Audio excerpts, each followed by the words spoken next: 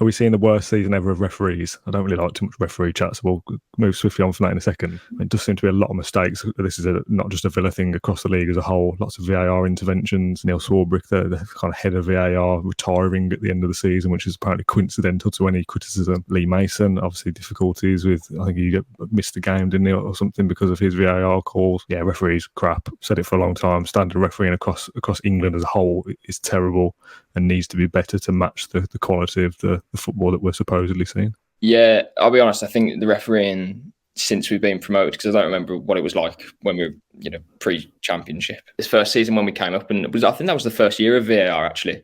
And I was, because I'm really sad. I made like a list of every decision that was really? Just, and it took me only about one month to produce, and I come up with 70 or 80 things that were just I didn't understand, and I stopped after things. So it's already too long of a list. This season you could probably do the same. Yeah, honestly I think it's just every season you're going to get mistakes, and VAR should help that, but it almost just exposes the mistakes in a way, because you've always got the excuse of but it's in real time, you try being a referee, that sort of thing. But once you've got VAR and you can slow it down and whatnot, then there's kind of no excuse.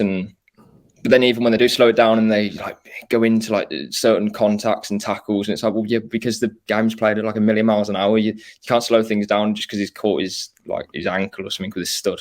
I don't know. Yeah, decisions, there's probably loads to go at and too many to discuss right now. But I think it's probably, you could argue it's the worst year for refereeing. Yeah. What do you think of VAR, Dan? Because I'm all for it, but it's just I can't understand how. And again, they do it professionally, so there's clearly something. But I don't understand how you can sit in a booth and you are the only one who can come to a certain decision, and then everyone else on social media across the stadium, whoever you're supporting, whether you're their team or the other team, and you have a completely different outlook on what the one referee is doing in that booth. I don't understand that part. And then there's probably loads of examples to go at. But yeah, what do you think?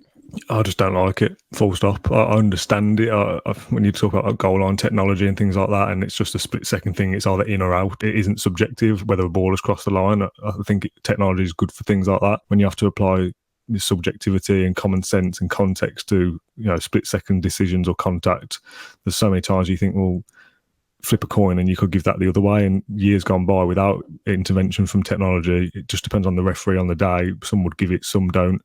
You're going to get things go for you and some go against you. Just don't like how, like you said, it brings kind of a spotlight to everything. Everything's magnified under the microscope, and we're drawing lines on players, and just don't like it. Sucks the fun out of it. You either get to celebrate a goal twice, or you celebrate a goal and have it ruled out. Things like that are just so kind of detached from what football should be. The whole thing just needs rework, and I think, is there a place for technology? Yes, probably, but in its current implementation, if the people who are using it aren't up to standard, it's not going to work, is it? It's always going to be a mess. And the fact that this is supposed to be a quick fire Q&A and we spent 15 minutes talking about VAR says it all, doesn't it?